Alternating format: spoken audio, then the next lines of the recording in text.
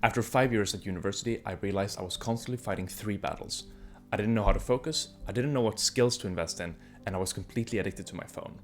Today, things look very different. I regularly now have 30 minutes or less screen time per day, and I know what skills to practice, and focusing feels much easier. And it all comes down to 3 books I read at university that completely changed how I see focus, skills, and technology.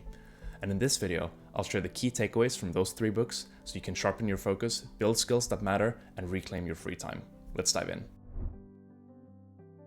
Back in Microsoft's early days, Bill Gates had a ritual called Think Weeks. Twice a year, he would go to a cabin in the woods, no meetings, no phone, no email, and no distractions. Just him, a stack of papers, his books, and total focus. For 7 days straight, he would read, think, and write. And some of Microsoft's biggest breakthroughs came from this, like realizing the internet would change everything. It's a perfect example of deep work, where you isolate yourself, remove distractions, and generate ideas and work that you couldn't generate otherwise. In the book Deep Work, Cal Newport argues that there are 2 skills that are important in the new economy.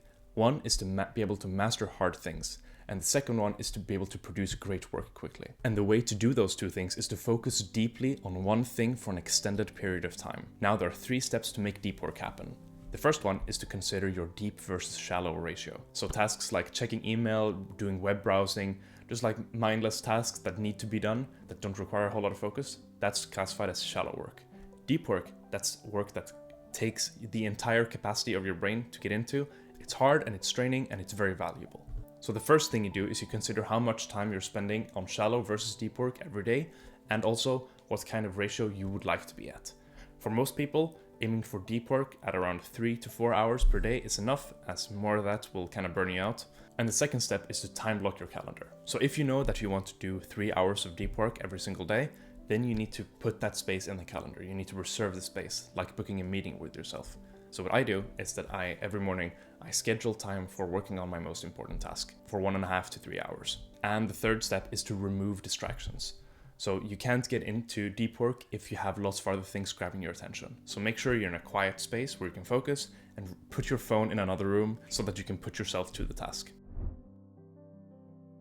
You might have heard the advice that you should follow your passion, but when you consider what most people's passions are, you think sports and arts, and you realize that most people don't actually do sports and art. I'm sure that very few people were passionate about accounting, but yet we still have lots of people doing accounting and feeling passionate about it. And this isn't because they identified their passion as accounting, it's because they practiced the skill, got very good at it, and got the rewards associated with mastery.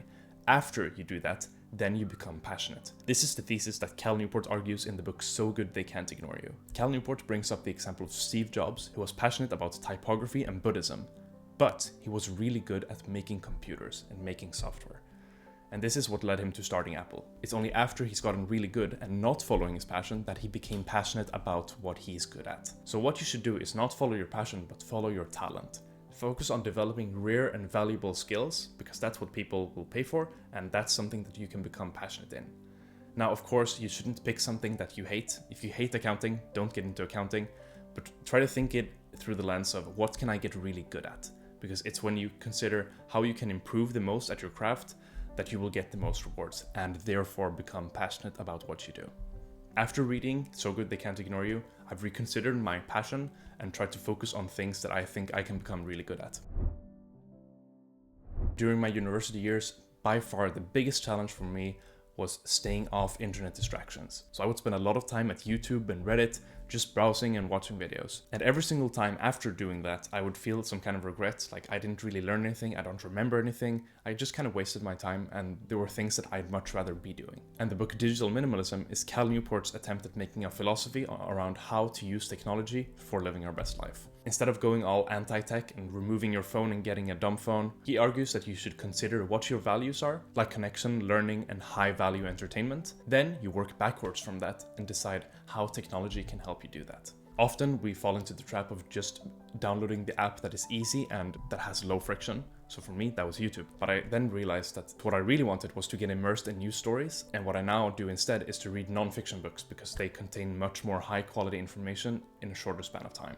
All in all, digital minimalism is not about quitting technology. It's about having intention about what your values are and using technology to get the most out of it. After reading the book, I downloaded the app blocker Freedom on both my computer and my phone. And there you can set up blockers that just lock you out of apps that you don't want to spend any time on. I think you noticed that I really like Cal Newport because all of the books are written by him.